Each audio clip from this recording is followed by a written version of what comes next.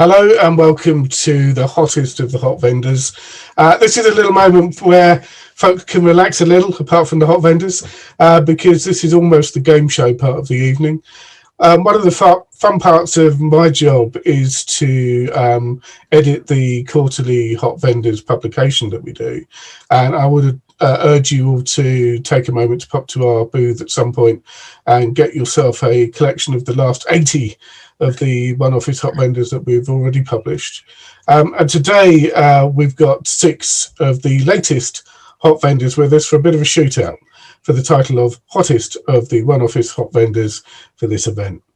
I should say a little bit about what we're going to do. So just to remind you, if you're not aware of how we go about selecting hot vendors in the first place, they are a group that are really pulled together based on our regular conversations in the market and identifying those that have real client impact.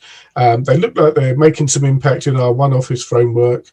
They might not have the size and scale that you'd expect to feature in one of our top 10 reports, but we think they have vision and strategy to impact and disrupt the market. So we've got 6 of them lined up today. And after each pitch from our panelists, after each pitch, our panelists, HFS CEO and Chief Analyst Phil No Filter Fersht, HFS Senior Vice President Elena Christopher, and HFS VP Melissa O'Brien will be asking them some questions.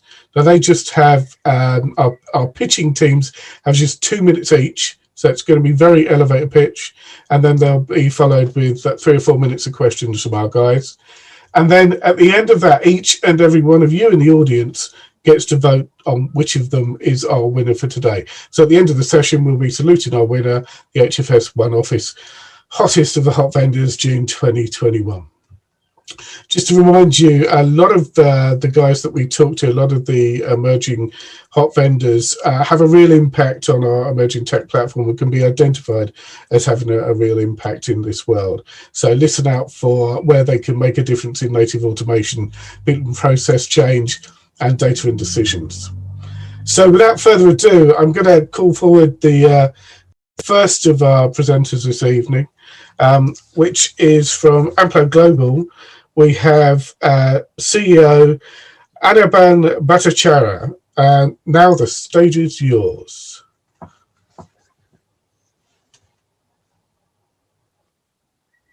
Sure. So I'm going to give a quick rundown about our company. So who we are a business decision platform, a change management platform, where you can make certain business decisions. What we do is we buy data from outside. We have organization data. We run simulations with our 5 IP-rich modules. We have 5 modules in the platform. Why we exist, it's to measure outcomes, and we also provide recommendations before and after any business initiatives. The effect is the merge of strategy and analytics. We're one of the first movers in that. Where we play at the CXO initiative decision-making level. We play with heavy analytics, NLP, convoluted neural networks, handshaking, business and technology. We focus, the product is a horizontal product, where we are focused in the last 3 years have been mainly in supply chain modeling, sustainability modeling, before you actually execute the plan and strategy and the operations, and manufacturing 4.0, and we enable with design thinking and data. So our core is business modeling, operations modeling, and IT modeling. 3 years in the industry right now. We have both sell to end customers, sell with partners, consulting firms, and we collaborate with the platforms, downstream platforms like process mining, automation, and cloud native platform. Thank you. Good work, Andy. And now we're over to the questions from our team. Thank you. Yes, please.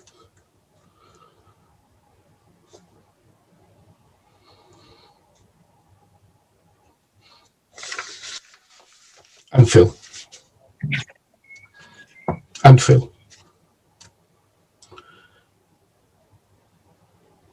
Okay, Phil's asking the first question. There we go. There we go, brilliant. So first question is, can you give a very simple example of a client problem statement that Amplo Global is best positioned to solve? Thank you, Phil.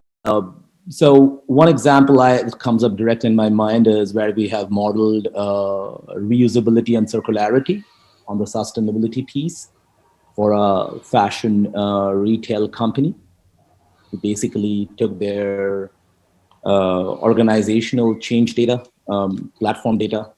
We took their processed capability data, and if any assets are involved, we brought the data in, we modeled, and really showed them that what's good news and bad news they have. So it's basically, we did a heat map analysis. So it's the closest example I can give. Thank you. Good one. All right. I was going to call you Anirban, but I guess you're Andy B. So I'm going to go with both of those. Okay. Yeah, I understand.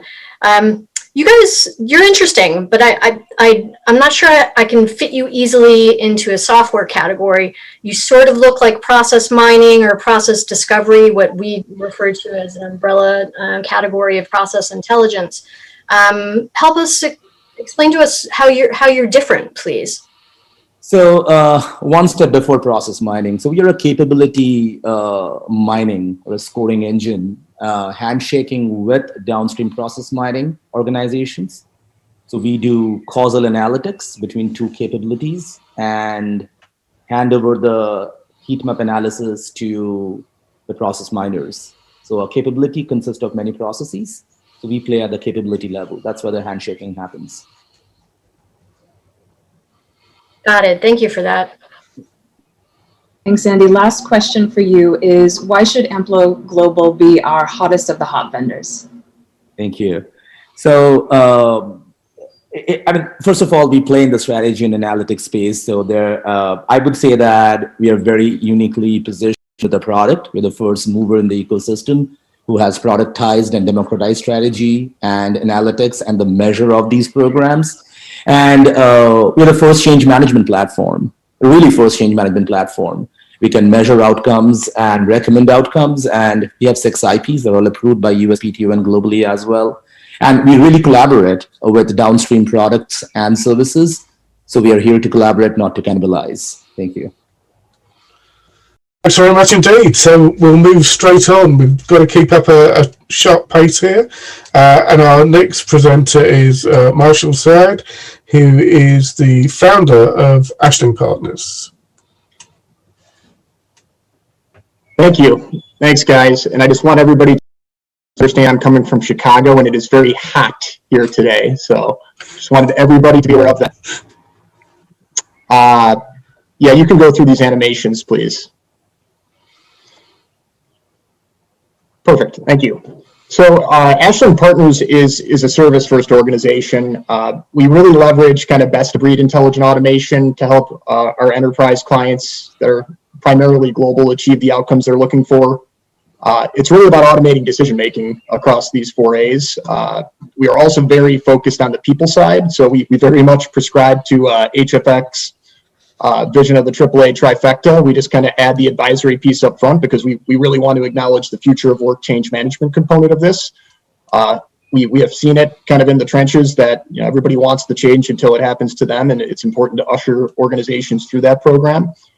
We were really founded on that principle that work can and should change, and it's going to change with the emergence of kind of the last 3 A's, the intelligent automation tech stack, like RPA, low code, process intelligence, advanced analytics, a lot of ML modeling, and broader AI. And we really are the great orchestrators of intelligent automation across the people, process, and technology that we work with.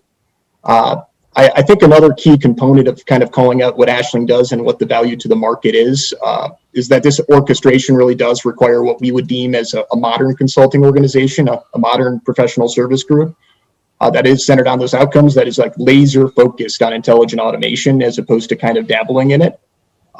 Really well versed in process improvement techniques, and that we do have very simple engagement models, which is kind of the bottom part of this visual around intelligent automation, COE as a service, the build as a service, and our MROC capability. Our whole job is to kind of meet enterprise organizations where they're at on their automation journey. Everybody is somewhere on an automation journey nowadays. The pandemic has certainly brought that to light. And so it's important for us to understand where they're at from a maturation perspective and understand the key value drivers. So we have kind of day one offers that mitigate risk, and then we have day two offers that allow people that have already proven the technology and the business capability with the business-led approach to move faster from a time to market and velocity perspective. So that really is who we are and what we're about. Thanks, Marshall. We can move straight on to the questions then. And again, our usual lineup of questioners coming up for you. Yeah, thanks for that, Marshall. That's great. You alluded to this in your elevator pitch. I'm very curious to hear, coming out of the pandemic, how the last year or so, the disruption and all the changes that we've seen to the way that we work, how has that impacted demand for you, and how have you reacted to it? Yeah, it's a great question, Melissa. I think we have seen demand expedited, just kind of a generalized statement there. I think it's progress over perfection. Organizations that were already moving started moving faster. Organizations that were thinking about moving and leveraging automation as a tool, not a capability, kind of changed their mindset and realized that this is critical to corporate objectives. It certainly expedited. I think the other piece is programs that felt like they were mature realized they didn't have the business resilience. So the automated portion of their process may have been effective, but upstream or downstream broke because there wasn't, true end-to-end process redesign. And so there was a kind of a lot of folks coming to us or I should say mid-pandemic and post-pandemic, asking us to truly make their automations intelligent. How do we actually automate a little bit more of that judgment? Thanks. Sure. Phil, I think you're up next. Wonderful, thank you. So I enjoyed the presentation very much. But how much of intelligent automation has focused on implementing tools other than on people and process change? And how do you help clients address success simply more than just with the technology? Yeah, thanks, Phil. I think the first statement I will make on that question is that change management is the least emphasized component of our Ashling IA COE framework, which is, frankly, a little disappointing to us. It could be just market maturity, but we do have 8 core pillars of our Center of Excellence for automation programs. And really 3 are directly impacted on the people side, not just the technology side. Strategy and awareness, resourcing and talent development, and change management. We do really try to bring best practice, not just from a templatized perspective, but also from a benchmarking perspective on what good looks like. And frankly, what funding looks like for this. Because I think a lot of the reasons why change management hits the cutting room floor is funding models are disconnected at this point at the enterprise level. So all we can do is be the great educators and try to influence that change at this point. And we really hope organizations like HFS kind of help put a spotlight on the need for more change management around the way the work is changing here. We're trying. We are too. We're with you. We're fighting the battle. All right, Marshall. And by the way, it's about a bazillion degrees here in the DC area as well. And we have cicadas, so things are wonky. To your point about Chicago being blazing hot. Speaking of hot, why the heck should Ashland Partners be our hottest of the hot vendors? That is the question, Elena. So I don't think we exist. We are a service-first organization. We do have IP, centralized research and development that we try to bring in to kind of fill in gaps of leading platforms, but we don't exist without the platforms.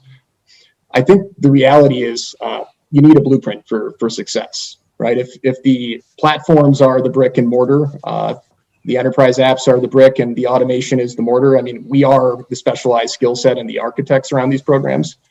You're never going to use just one technology. That's not what orchestration of automation is about. You really need the orchestrators to kind of be your Sherpas. And, we've grown because of that. Year-over-year growth of 300% over the last 3 years. So it's something that we're very proud of, and we hope that it's directly correlated to the outcomes we're delivering for our clients. Fantastic. Thank you very much, Marshall. We are stunningly on time. Well done, everybody. Let's stick to it. Next up is Jamie Dobson, CEO of Container Solutions. Hello, everybody. Thank you for having me. So Container Solutions, who are we and what are we? And most importantly, who do we serve?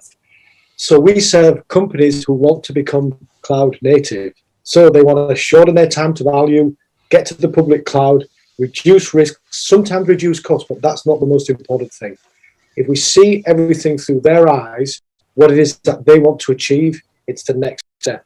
All the way from the boardroom, where cloud is aligned with business goals, through to design, through to engineering, and eventually 24/7 support. We specialize in a process. We're the only company in our space who doesn't specialize on a technology. Sure, we're very good with Amazon, the best actually, very good with Kubernetes, but nobody's buying that. People are buying business outcomes, and that's our focus, the process and the journey.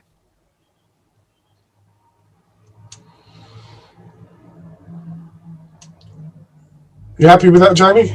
I'm very happy with that. It's short. Fantastic. It does what it says on the tin. You're doing a fantastic job to keep us on track. So we might have a little more time for some questions for you. So our first question on this occasion comes from Elena. Hi, Jamie. All right, so you guys, Container Solutions, you are in a space where, let's just say, cloud has kind of been elevated to what I like to call panacea tech. Everyone and their cat is playing in the cloud space. You guys are a specialized boutique firm. So how does Container Solutions stand out against some of the big firms? This is a very good question. So there has been a shift in my behavior. So all of a sudden, or once upon a time, you could never get fired for hiring IBM. And then later that will become, you would never get fired for hiring Accenture. But people my age, that's people in their 40s, they're now running the show. And they want companies who absolutely know what they're doing. So you just heard from Ashling earlier, it's the same for their company as well. So there's a differentiator on skills. People want companies who know what they do, and they want companies that they can trust. So if you rewind 7 years, everybody moving into this space did a strategic partnership with Amazon or with Google, or they said we will specialize in Docker, and we stubbornly remained vendor neutral. And what that meant is we always had the trust of our customers. So we regularly go up in pitches against large system integrators, and we regularly beat them. In fact, we've often beaten them before we've said a single word. So there are two things changing, or two things that are important. The buyer behavior of enterprises out there who want to work with companies who actually know what they're doing, and who are vendor neutral, tech neutral, and focused on business outcomes. Super, thank you for that, Jamie. I think we're over to Melissa. Yes. So Jamie, keeping with your theme of short and sweet here, I've got a short one for you. Culture or capabilities, which wins in the cloud? Culture wins every single time. So if you think about what is cloud native, what does it do? It's an awesome collection of technologies, cloud, Kubernetes, containers, an awesome collection of processes like GitOps and continuous delivery. But it's driven by creative people, and the whole system is designed in order to enable experimentation. That's why when you go on holiday and come back, there's a new feature on Netflix. So it doesn't matter if you're the best programmer in the world, if you don't have a mindset or value system based around experimentation and learning, you will never succeed with cloud native. It's like putting a samurai sword in the hands of a pacifist, or asking a vegetarian to work at a butcher's. All the capabilities in the world won't change the fact that a culture of experimentation is the one that succeeds most with cloud native. Thank you. That answer was very poetic. Phil, over to you. Wonderful. Good to see you, Jamie. So why should you be our hottest of the hot? Well, I don't know if we should be. There are a number of hot vendors here tonight, and they all seem extremely cool. But I can tell you something. Pick any metric, and Container Solutions is dominant in our field. High scores on Glassdoor's, super psychologically safe workforce. Amy Edmondson, professor over at Harvard, she's been tweeting about us today because of the work we've done in psychological safety. all of that work eventually makes it to the balance sheet. Doubling of revenue every year for 6 years. Pandemic did something to that. The best Kubernetes engineers in the world, massively impactful projects with our customers, taking them from doing 4 million in revenue in some cases to 40 billion in online revenue in other cases. So I don't know if we're hot, Phil, but we're very nice. We're very good at what we do, and we care about what we do, and we care about who we work with. Well, that does it for me. No, no, I'm just kidding. Thank you very much, Jamie. That was excellent. Thank you, mate. That's great, and thank you. And we'll move on to our next contender, which is Rainbird Technologies, and we have CEO and co-founder James Duez to present. Hi, everybody. So Rainbow is an intelligent automation platform which automates the sort of complex processes that other technologies can't reach, transactional decision processes which are intrinsically human. So RPA is excellent at automating tasks, but it doesn't really extend to automating, smart probabilistic reasoning. Many obviously try and use ML in this space, whose algorithms are probabilistic but not explainable.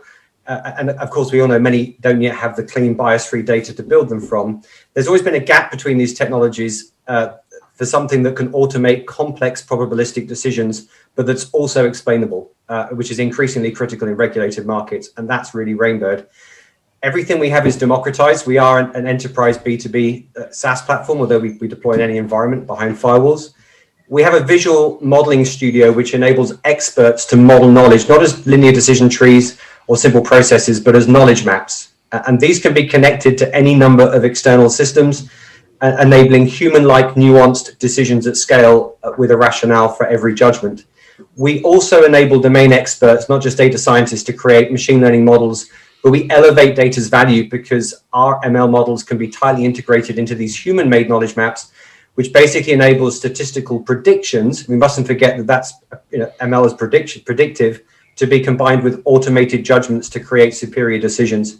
We have an orchestration layer which enables end-to-end processing to be quickly designed, combining these capabilities, but also those of other platforms, because our platforms are open and play nicely with other technologies. We're pretty partner obsessed, which includes many of the others in the supply chain, including the RPA providers who consider us to be the smart decision layer for their digital workforce. So the formula on screen here really enables organizations to achieve the three things that everybody wants, which is efficiency, of course, everyone wants to reduce costs, improve the quality of decisions and customer outcomes, but actually create entirely new products and services that wouldn't be possible otherwise. Because prediction, which is synonymous with machine learning, requires judgment, which until now has been humans, but can now be applied using new types of rules engines to deliver truly automated and trustworthy decisions. So we have the end-to-end technology, which supports the OneOffice vision, but also the leadership, the framework, and the skills to enable this capability in others, our partners and our end clients. Thank you. Thank you, James. And over to our sharks. I'll kick us off, James. So great presentation, thank you. We hear a lot of buzzword bingo, and a lot of times folks get stuck in the nomenclature, right? So I'd like to get your perspective on something. What is your view on the phrase intelligent automation? Good question, Melissa. I think that any label is going to be imperfect. And I think to some extent, as technology vendors, you have to kind of pick one and then focus on how you're differentiated. But I think intelligent automation for me encompasses the nuance of being able to automate complex processes that were genuinely previously considered to be intrinsically human, but with explainability and trust baked in. Intelligent automation isn't just RPA plus machine learning. And whilst we're all very focused on it as a phrase, we must remember that intelligent automation ultimately describes an outcome. Phil, you're up next.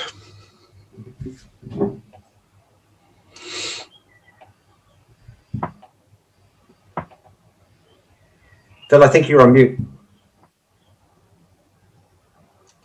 Managed to avoid doing that all day. And there we go, brilliant. Are blueprints best suited to vertical or horizontal solutions? And which do you think up and coming firms should explore first? Yeah, so I think if you go back 5 or 6 years, I would probably warrant that nearly every RPA solution was doing invoice processing. One good point of entry for our capability is client onboarding, where our clients are driving efficiency, but also much higher quality outcomes that's enabling them to write new revenues. And I describe those three things every business once. It's rare that you see that in a single use case. I think the benefit of adopting a platform is that you're choosing to apply a horizontal technology to that vertical challenge instead of buying a point solution, which I would argue is setting yourself up for the next generation of technical legacy. So in that cross section between that horizontal capability and the vertical domain, there's a kind of a bright shining use case. And these actually typically revolve around a small number of recurring patterns. They're a risk assessment, they're a diagnostic, they're a product suitability, and these can be templated and easily reusable. Great. Thank you. Well, James, you may be able to use prediction plus judgment to get to a decision about what I'm about to ask you, but I think you know what's coming. Yeah. Why do you think you should be our hottest of the hot? Well, with humility, I think it's rare that a platform technology comes along that's capable of doing those three things that every business cares about. And Rainbird is that technology. It changes the dimension of the experience through being, business centric. This is a whole democratized capability, and we talk about cultural change and taking the workforce with you, driving transparency and trust, which is critical in the field of AI, and that's only going one way, and the openness and interoperability. So, we're providing not just the technology, but we have the frameworks, the skills to empower others to achieve that excellence through our partner network, and that's actually what makes us, I don't know, the hottest of the hot, but it certainly makes us a force multiplier. Super, thank you, James. Back to you, David. Thanks very much, James. That's great. And we're going to move on now to our fifth of the selection for you this evening. And this is Rpa Supervisor, fronted by CEO Eric Leon.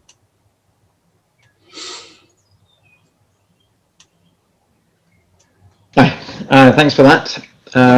So the idea behind Rpa Supervisor was born out of frustration, really. So when I first discovered RPA, it felt great. So the ability to fix problems and not just point them out was so liberating.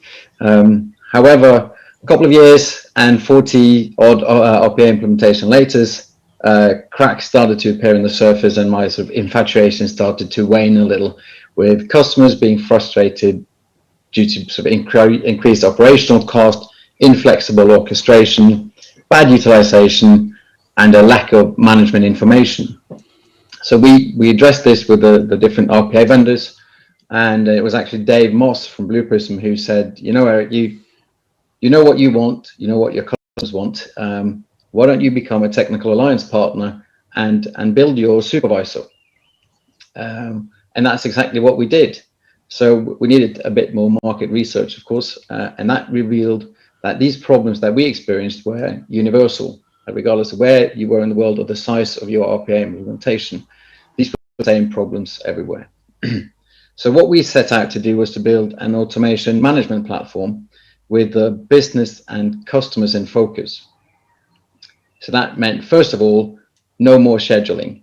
So we created an AI-driven orchestration based on the actual business needs and the requirements of the business, so SLAs. And that optimizes the utilization and creates a truly flexible digital workforce ready to react to changes in requirements. The next step was then to automate operations, taking care of all incidents, making sure that you had a truly stable platform that was available 24/7. And based on that business focus, we then built analytical reporting and notification capabilities to keep the whole organization up to date on the value created, any issues that might be fixed, utilization, satisfaction, and so on. When we'd done all that, we realized there was a part missing, and that was integration capabilities. So we set up a human in the loop and integration with other legacy systems and new AI solutions, and so on.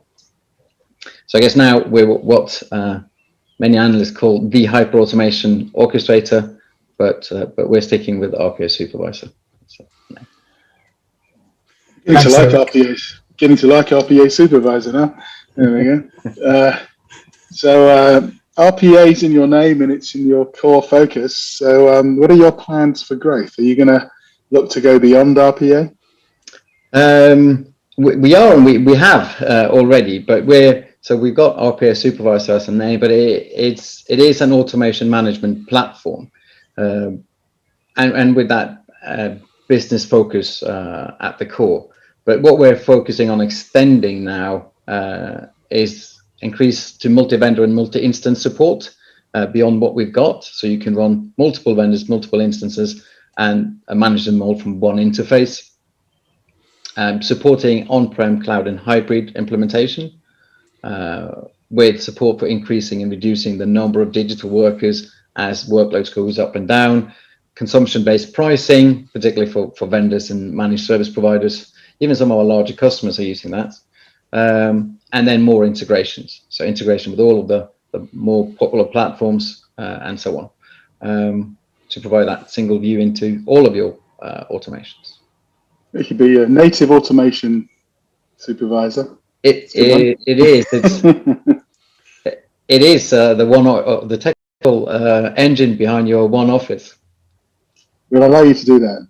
You can't call yourself hyper automation supervisor. You're probably end up in a lawsuit.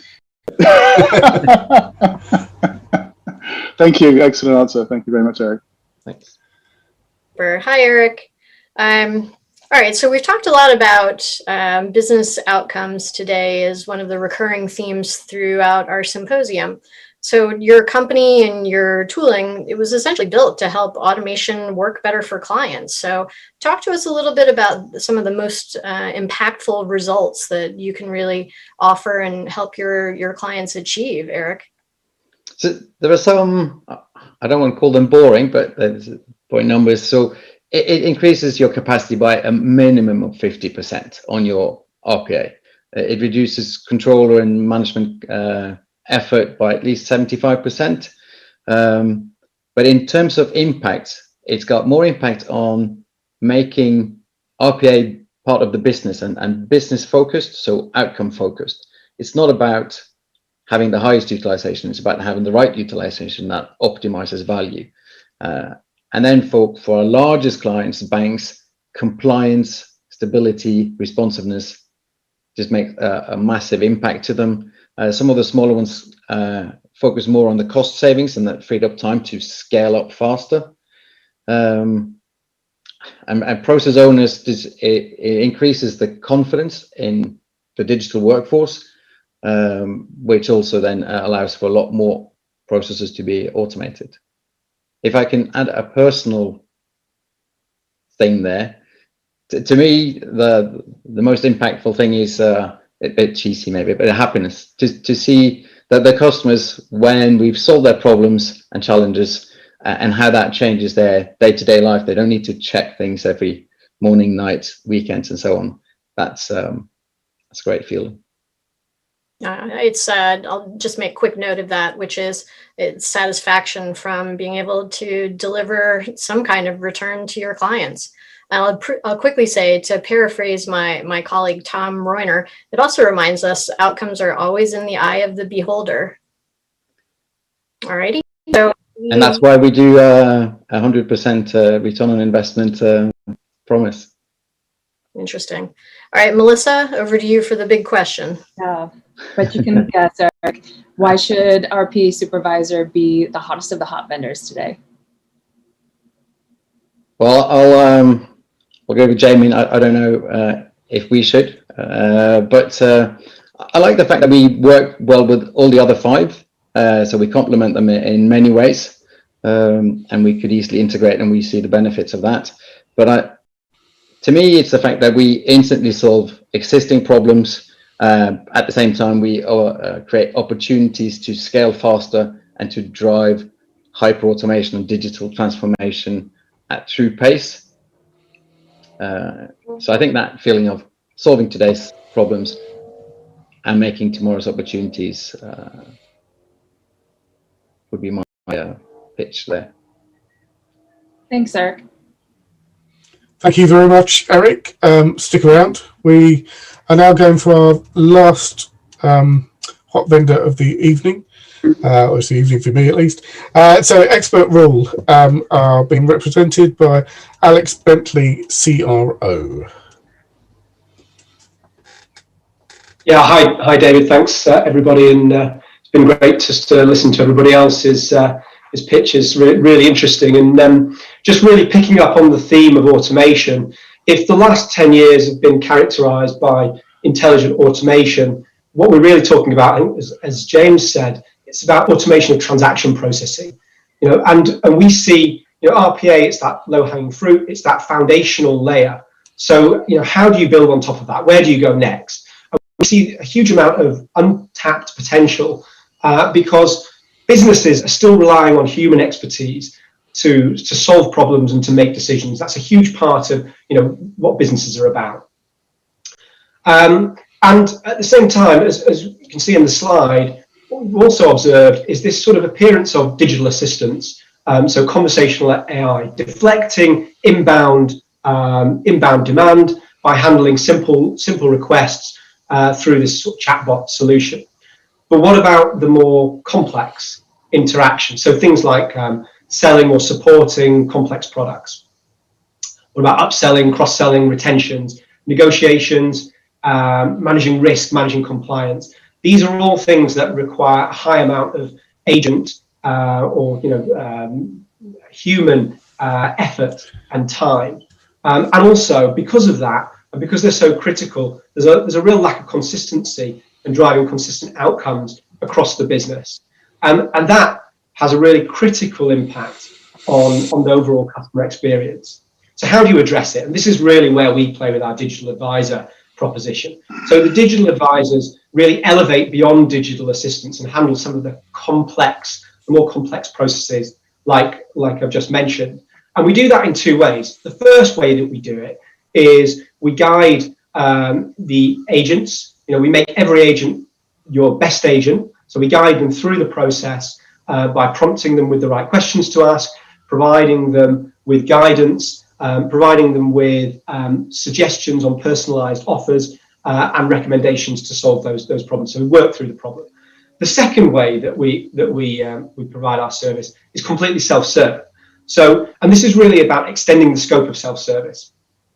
So essentially, it's in the same way that your chatbot, your conversational AI, you would converse with that directly with the customer. That's exactly what we do. But instead of handling just these simple requests, we're able to handle really complex, deep conversations.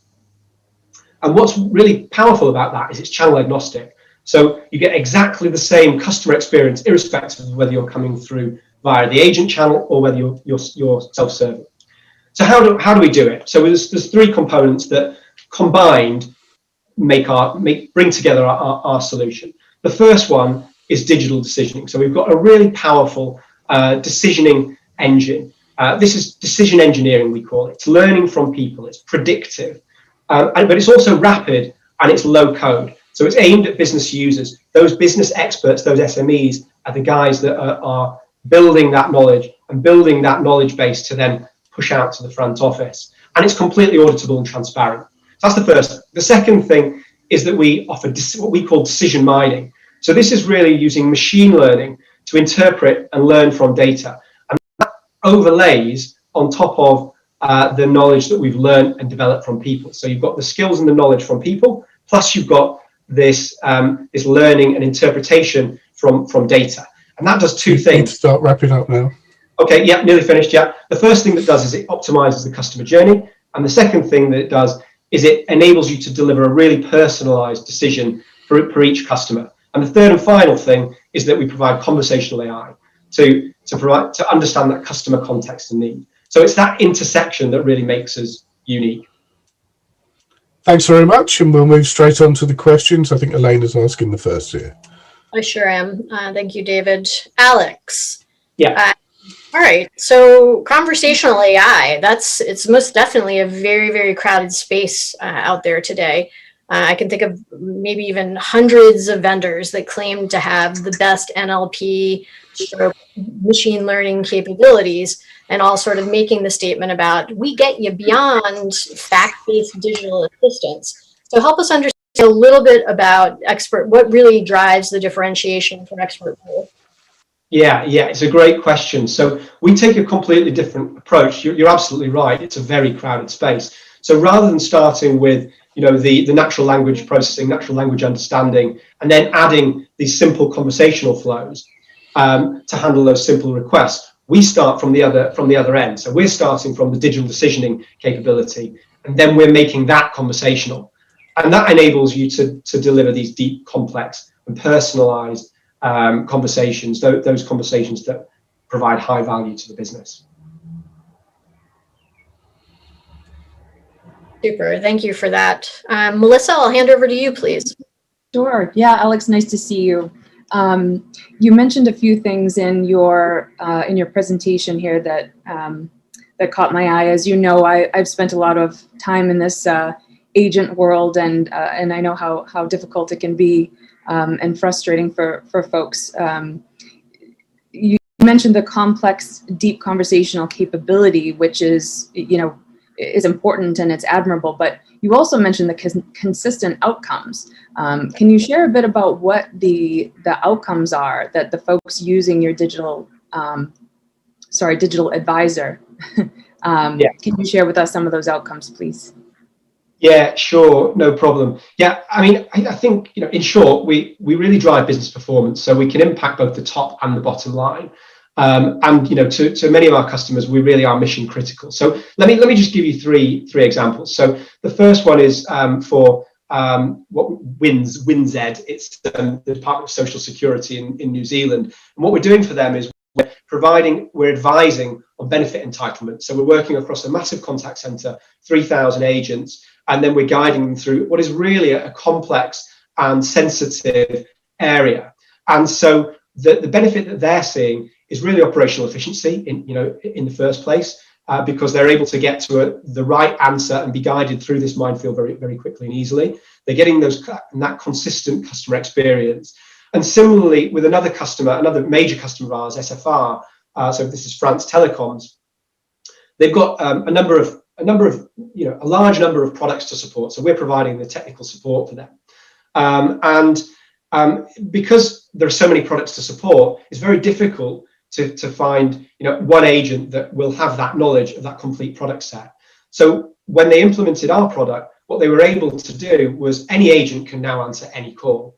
And that's really transformed their customer service operation. And I think what's really interesting about them is they are using both channels. So they're using agent assistance, and they're also using self-serve. So actually 70% of the inbound now comes through self-serve, and it's handled. 70% of all support calls are handled through talking to our digital advisor, in chat mode.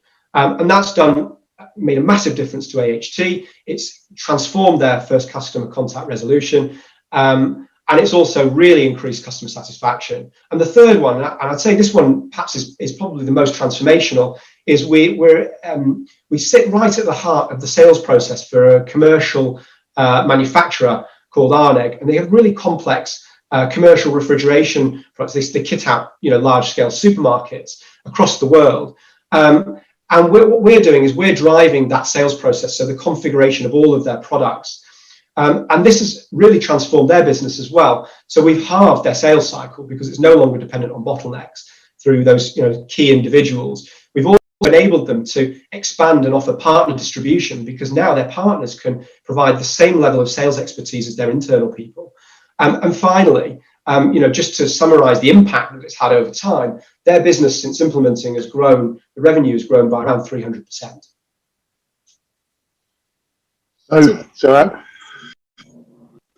So Alex, you got a bit of a suntan going on there, I see, and got some Don Johnson scruff as well. So it's a week in Cornwall. That's what I'll do for you. Yeah, There you go. So why should you be our hottest at hot? Yeah, I think firstly we really identify with the OneOffice vision, and the reason we identify with it is because we see that as really core to our mission. And what I mean by that is we're harnessing specialist expertise that maybe sits in the back office or the middle office, perhaps in product teams or underwriting teams, and we're amplifying that expertise. We're we're not looking to reduce headcount. We're looking to cherish that expertise and amplify it across the business. So bringing it into the front office and empowering the front office with those skills and capabilities. And then when you merge that in, when you embed the execution capability of RPA, because again, we're very interoperable and extensible, and we can leverage those different and consume those different services. And then when you also leverage all of the data and insight that's held in your systems of record and overlay that to add weight, to give that 360 view of the customer, what you've actually got is you've got the ability to make consistent and best practice decisions and solve problems, that really drive exceptional business performance. Awesome. Very good. Thanks very much. And with that, we will move on to the drum roll moment where we're going to ask people to join in the vote. Now, I'm hoping that you are seeing in the venue a range of options to select for your OneOffice Hot Vendor. You need to pick just one. That should be coming up on screens very shortly. It might require me to stop sharing this one, which I will do now.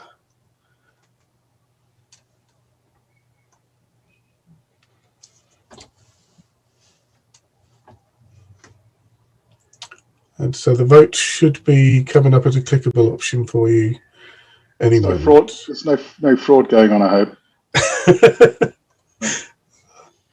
Can anyone backstage confirm that's actually happening?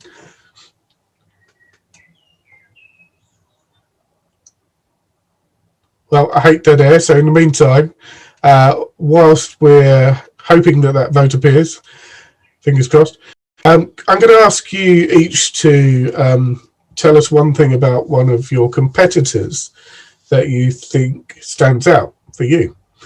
So I'll go around in the order I think we did this in the first place. So, Andy, if you'd like to pick one that you would like to suggest has something strong and interesting, please tell us why. So, so from a competition perspective, I think the question is that, like, whom we compete against is the question, David? Like, I'd like to just, from listening to what you've heard tonight from the other hot vendors, which one has something that you'd like yourself, actually, that you're a bit jealous of? So, so I think where I would say we will still collaborate rather than compete, where our outcomes that we measure, why automation is needed, why intelligent automation is needed. Some of these parameters we will measure and we will hand over to my fellow 5 partners here to really see that even if what they're strategizing and implementing is right. So that's how I see it, rather than really competing in the space. That would be my answer. Okay. I'm just receiving note that anyone who wants to vote needs to click on the poll function that you should see across the top of the stage. So select poll in order to join in the vote. And we'll carry on round with our conversation here on who you're jealous of. So I'm going to ask Ashling Partners now. So that's Marshall. What have you heard that you'd like to steal? Sure. I'd like to partner with everybody on this call because I don't think there's direct competition for the most part on this call. I think there's a lot of co-opetition opportunities. I'll single out RPA Supervisor. I think that's a fascinating kind of cockpit for automation. I mean, we work with so many different technologies that kind of having that cockpit to curate has kind of been down to the client's devices and our skill sets. They bring the tools, we bring the assets and the skills, but having a platform like that to consolidate and aggregate would be pretty cool, in my opinion. Thank you. Let's move on to Jamie Dobson, Container Solutions. What would you like to steal, borrow, beg? I think I'd like to steal some slides. So that I've got everything on one. I've got everything on one image. It was a difficult one for me to choose because there was a lot of people who are doing robot process automation, and that's not exactly what the space we're in. I did like Ashling's holistic approach to dealing with their customers, and I liked what they had to say about change management. So I think they would probably get my vote for the company that I was most jealous of tonight. Thank you. And on to Eric. On to James George at Rainbird for your thoughts.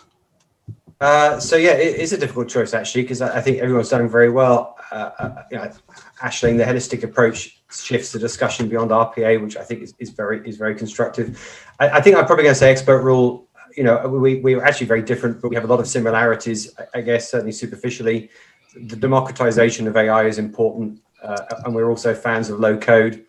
Our field's purpose is to leverage and amplify humans to find faster, better ways of doing things, and that resonates mostly with the way that we see the world. And Eric, continuing our theme. Yeah, a difficult one. I really like the approach of the more consulting companies or contestants up here, but being focused on the RPA space and so on. And like Ashling said, we could partner with everyone here and would like to do so. But from an ease of integration and an ease of use as a solution, I like Rainbird's solution. I think that's a powerful addition to not only RPA, but to any automation. Thanks very much. And finally, let's hear from expert role and Alex. Yeah, thanks, David. Yeah, I mean, I thought that they were all really interesting presentations and all very different. I think I'll take some different things from each. I certainly like the way James articulated the proposition, and I'd echo that. A lot of what he said really resonated with me. I've known about RPA Supervisor for a while, and I think what they're doing is great. But I also really liked the Container Solutions pitch as well. Just again, very different from us. But I just like the perspective around that niche provider as an alternative to some of the big SIs, and I thought that was a really strong message. Thanks very much, all of you. You will be excited to know that we have got a result. So I've just been whispered it in one of those special magic earpieces that don't really exist, but it's on a chat window. And so I'm going to ask the guys now to allow me. I'm going to share the screen, and when I share my screen, it will have the winning name on it. And our time is up, so this is about as much detail as we're going to get. But I will now load up. If you'd like to talk amongst yourselves while I'm getting this back onto the main screen so that we can share it with the auditorium.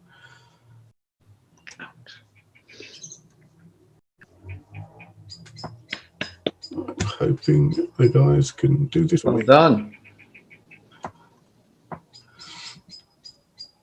Oh. You, David. No, it's gone back to the beginning. So, keep your eyes shut for a moment, and I will flick it through to our winner.